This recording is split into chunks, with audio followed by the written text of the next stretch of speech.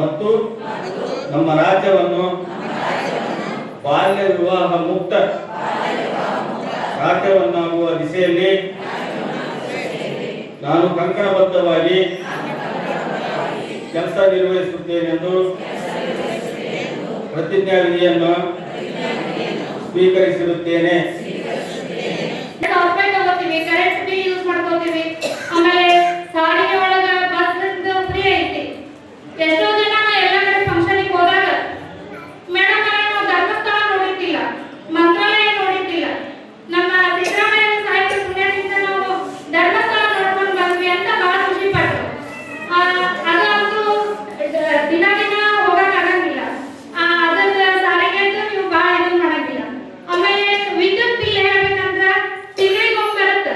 ಅದು ಮನೆಯಲ್ಲಿ ಒಮ್ಮೆ ಹೆಚ್ಚು ಕಡಿಮೆ ನಮ್ಮ ಸೋದರಿಯರು ಹೇಳಿದ್ರು, ನಮ್ಮ ಅಧಿಕಾರಿಗಳನ್ನ ಹೇಳಿದ್ರು. ಅದು ನಾವು ಈ ತಿಂಗಳಂತೂ ಒಂದು 100 ರೂಪಾಯಿ ಜಾಸ್ತಿ ಬಂದಿದ್ರೆ ಅದು ಇದೇ ತಿಂಗಳ ಕಟ್ಟಿದ್ರೆ ನಮ್ಗೆ ಮುಂದಿನ ತಿಂಗಳು ಜಾಸ್ತಿ ಆಗಂಗಿಲ್ಲ. ಅದೇ 100 ರೂಪಾಯಿ ಬಂದ್ ಬಿಡ್ರಿ ಮುಂದಿನ ತಿಂಗಳು ನೋಡಿಲ್ಲ ಅಂತಂದ್ರ ಅದಕ್ಕೆ ಬಡ್ಡಿ ಹಾಕ್ತಾರ. ಬಡ್ಡಿ ಹಾಕಿದ್ರೆ ಅದು 100 ಇದ್ದು 200 ಆಗುತ್ತೆ, 200 ಆಗುತ್ತೆ. ಅದಕ್ಕೆ ನೀವು ಏನಂತೀರಿ, ನಮ್ದು ಫ್ರೀ ಆಯ್ತಂದ್ರೆ 200 ರೂಪಾಯಿ ಯಾಕೆ ಬಂದಿದೆ ಅಂತ ಈಗ ಬಂದವ್ರಿಗೆ ಕೇಳ್ತೀರಿ. ಆದ್ರೆ ಯಾವಾಗ ಒಂದು 10 ರೂಪಾಯಿ ಬರಲಿ 50 ರೂಪಾಯಿ ಬರಲಿ ಹಾಗೆ ತಾನೇ ಕಟ್ಟಿದ್ರೆ ಅದು ನಮ್ಗೇನು ಇದು ಅನ್ಸಂಗಿಲ್ಲ. ಎಲ್ಲ ನಮ್ಮ ಕೈ ಬರ್ಬೇಕಂದ್ರ ಎಲ್ಲ ಇದು ಜಾಸ್ತಿ ಭಾಳ ಇರ್ತಾವ. ಈ ಯೋಜನೆಗಳನ್ನ ಏನ ನಮ್ಮ ಸಲುವಾಗಿ ನಮ್ಮ ಶಾಸಕರಾದಂತ ವಿಜಯಾನಂದ ಅಶೋಕರಾವ್ ಸಾಹೇಬರು ಹಾಗೂ ನಮ್ಮ ಮುಖ್ಯಮಂತ್ರಿಗಳಾದಂತ ಸಿದ್ದರಾಮಯ್ಯ ಸಾಹೇಬರು ಹಾಗೂ ಉಪಮುಖ್ಯಮಂತ್ರಿಗಳಾದಂತ ಡಿ ಕೆ ಶಿವಕುಮಾರ್ ಸಾಹೇಬರು ಇವರ ಒಂದು ಅಡಿಯಲ್ಲಿ ನಮ್ಮೆಲ್ಲರಿಗೋಸ್ಕರ ಇದನ್ನ ಮಾಡ್ಯಾರಂದ್ರ ಅವರಿಗೆ ನಾವು ಎಷ್ಟು ಕೃತಜ್ಞತೆ ಸಲ್ಲಿಸಿದ್ರು ಸಾಕಾಗಂಗಿಲ್ಲ ಅಂತ ಹೇಳ್ತೀವಿ. ನಿಮಗ ಈಗಾಗಲೇ ಪಂಚ ಗ್ಯಾರಂಟಿ ಯೋಜನೆ ಬಗ್ಗೆ ಎಲ್ಲ ಗೊತ್ತೈತಿ. ಆಲ್ರೆಡಿ ನೀವೆಲ್ಲರೂ ಆ ಒಂದು ಸದುಪಯೋಗಗಳನ್ನ ಪಡಿಸ್ಕೊಳ್ತಾ ಇದ್ದೀರಿ. 5 ಗ್ಯಾರಂಟಿ ಯೋಜನೆಗಳು, ಒಂದು ಗೃಹಲಕ್ಷ್ಮಿ ಯೋಜನೆ, ಒಂದು ವಿದ್ಯುತ್ ಯೋಜನೆ, ಒಂದು ಶಕ್ತಿ ಯೋಜನೆ, ಇನ್ನೊಂದು ಯುವ ನಿಧಿ, ಮತ್ತೊಂದು ಅನ್ನಭಾಗ್ಯ ಯೋಜನೆ. ಇವು ಎಲ್ಲಾ ಯೋಜನೆಗಳು ನಿಮ್ಗ ಕರೆಕ್ಟ್ ಆಗಿ ಬರಕತ್ತಾವಲ್ರಿ? 2000 ಎಲ್ಲರಿಗೂ ಬರಕತ್ತಾವಲ್ಲ?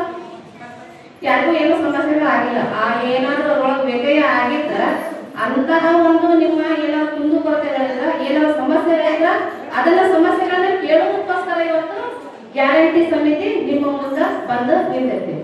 ಗ್ಯಾರಂಟಿ ಮಾಡಿ 5 ಪಂಚ ಗ್ಯಾರಂಟಿ ಮಾಡಿದ್ರು ಬರ್ತಾವೋ ಇಲ್ಲೋ ಹೋಗ್ತಾವೋ, ಅವರಿಗೆಲ್ಲ ಕರೆಕ್ಟಾಗಿ ತಲುಪಕತ್ತವ, ಅವೆಲ್ಲ ಕರೆಕ್ಟಾಗಿ ಅವ್ರಿಗೆ ಹೋಗಕತ್ತವ, ಇವೆಲ್ಲ ಒಂದು ಪರಿಶೀಲನೆ ಮಾಡಬೇಕಾಗತ್ತ. ಅಂತ ಒಂದು ಉದ್ದೇಶ ಇಟ್ಕೊಂಡು ಸರ್ಕಾರ ಪಂಚ ಗ್ಯಾರಂಟಿಗೆ ಒಂದು ಸಮಿತಿಯನ್ನ ರಚನೆ ಮಾಡಿ ಅದಕ್ಕೊಬ್ಬರ ಅಧ್ಯಕ್ಷರನ್ನ ನೇಮಕ ಮಾಡಿ ಪ್ರತಿಯೊಂದು ಊರಿಗೆ ಪ್ರತಿಯೊಂದು ವಾರ್ಡಿಗೆ ಹೋಗಿ ಎಲ್ಲ ಅಲ್ಲಿರುವಂತಹ ಆ ಯೋಜನೆಯನ್ನು ಪಡ್ಕೊಂತಕ್ಕಂಥ ಎಲ್ಲ ಜನಸಾಮಾನ್ಯರಿಗೆ ಆ ಒಂದು ಕರೆಕ್ಟ್ ಆಗಿ ತಲುಪಕತ್ತವೆ ಅನ್ನೋ ಉದ್ದೇಶಕ್ಕೆ ಈ ಒಂದು ಸಮಿತಿಯನ್ನ ಅವರು ರಚನೆ ಮಾಡಿದ್ದಾರೆ.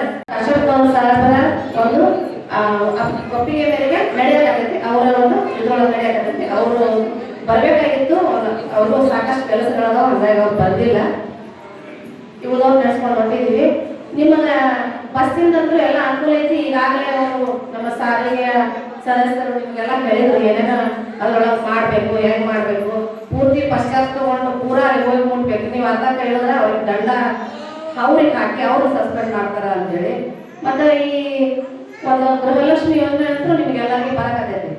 ಗೃಹಲಕ್ಷ್ಮಿ ಯೋಜನೆಯಿಂದ ಎಷ್ಟೋ ಜನ ಬಂಗಾರ ತಗೊಂಡ್ರು, ಬೆಳ್ಳಿ ತಗೊಂಡ್ರು, ಫ್ರಿಜ್ ತಗೊಂಡ್ರು, ವಾಷಿಂಗ್ ಮಷಿನ್ ತಗೊಂಡ್ರು. ಹೌದಲ್ರಿ? ನಿಮಗೆ ಭಾಳ ಅನುಕೂಲ ಆಗೈತಲ್ರಿ ಅದು. ಮಕ್ಕಳ ಫೀಸ್ ಕಟ್ಟಕ, ನಿಮ್ಮ ವೈಯಕ್ತಿಕ ಖರ್ಚಿಗೂ ಅನುಕೂಲ ಅದಾವಲ್ಲ. ಒಂದು ಊರಾಗ ಒಬ್ಬ ತಾಯಿ, ಒಂದು ವಯಸ್ಸಾದ ತಾಯಿ ಅಷ್ಟು ದುಡ್ಡನ್ನು ಕೂಡಿಟ್ಟು ನಾವೆಲ್ಲರೂ ಬರೀ ಬಂಗಾರ ಬೆಳ್ಳಿ ನಮ್ಮ ಸ್ವಾರ್ಥ ಮಾಡ್ಕೊಂಡ್ವಿ.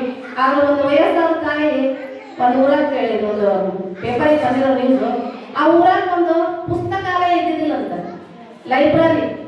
ಒಂದು ಲೈಬ್ರರಿಯನ್ನ ನಿರ್ಮಿಸಿಕೊಟ್ಲು ಆ ತಾಯಿಗೆ. ಇವತ್ತಿನ ದಿವಸ ನಾವು ಹೇಳ್ಬೇಕು ಯೋಜನೆಗಳು ಕೊಟ್ಟರು, ಏನೋ ಒಂದಷ್ಟು ಟೀಕೆ ಟಿಪ್ಪುಗಳನ್ನು ಮಾಡಿದ್ರು. ಬೇರೆದವ್ರು ಮಾಡ್ತಾರೆ, ಗೊತ್ತೈತಿ. ಇವಾಗ ವಿರೋಧ ಪಕ್ಷಗಳು ಅದೇ ಅವ್ರ ಕೆಲಸ ಅಂತೇಳಿ ಅದಕ್ಕೆ ಕೊಟ್ಟಾರ, ಇದಕ್ಕೆ ಕೊಟ್ಟಾರ, ಬಿಟ್ಟಿ ಭಾಗ್ಯ ಕೊಟ್ಟಾರ. ಇವೆಲ್ಲ ಬಿಟ್ಟಿ ಭಾಗ್ಯಗಳಲ್ಲ. ನಮ್ಮ ಹೆಣ್ಮಕ್ಳು ಸ್ವಲ್ಪ ಮಟ್ಟಿಗೆ ಸ್ವಾವಲಂಬಿ ಆಗಲಿ ಅನ್ನುವುದು ಉದ್ದೇಶಕ್ಕೆ ನಮ್ಮ ಸಿದ್ದರಾಮಯ್ಯ ಸಾಹೇಬರು ಇಂತಹ ಒಂದು ಪಂಚ ಗ್ಯಾರಂಟಿಗಳನ್ನ ಕೊಟ್ಟರು. ಇದರೊಳಗೆ 3 ಯೋಜನೆ ನಮ್ಮ ಹೆಣ್ಮಕ್ಳಿಗೆ ಒಂದಷ್ಟು ಸ್ವಾವಲಂಬಿ ಆಗಲಿ ಅಂತ ಇದನ್ನ ಒಂದು ಒಳ್ಳೆಯ ಉದ್ದೇಶದಿಂದ ಕೊಟ್ಟಾರ ಹೊರತು ಯಾವುದೇ ತರದ ಕೆಟ್ಟ ಉದ್ದೇಶದಿಂದ ದಾರಿ ತಪ್ಪಿಸುವಂತ ಉದ್ದೇಶದಿಂದನೂ ಅಲ್ಲ. ಅವ್ರು ಟೀಕೆ ಟಿಪ್ಪಣಿ ಮಾಡಿ ಅವ್ರ ಕೆಲಸನ ಅದು ಐತೆ.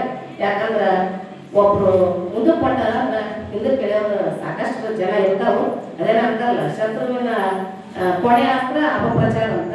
ಅವ್ರು ಮಾಡ್ಕೊಂತ ಇರ್ಲಿ. ಅದ್ರ ಬಗ್ಗೆ ನಿಮಗೆಲ್ಲರಿಗೂ ಈ ಪಂಚ ಯೋಜನೆ ಒಳಗ ಗ್ಯಾರಂಟಿ ಒಳಗ ನಿಮ್ಗೆಲ್ಲ ಸಮಾಧಾನಕರ ತೃಪ್ತಿಕರ ಆಯ್ತಲ್ರಿ? ಹೌದಲ್ರಿ ತಾಯಿಗಳ?